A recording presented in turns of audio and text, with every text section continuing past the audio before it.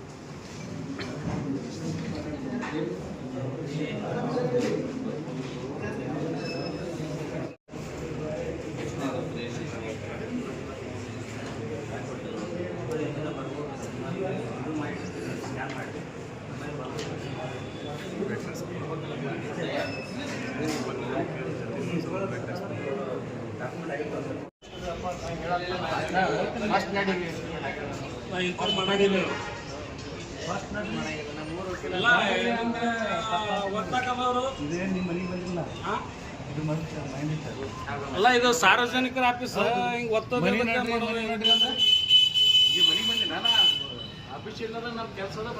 ಕೆಲಸಕ್ಕೆ ಬಂದೀವಿ ನಾವು. ನೀವು ಒತ್ತಿ ಕಳ್ಸೋದು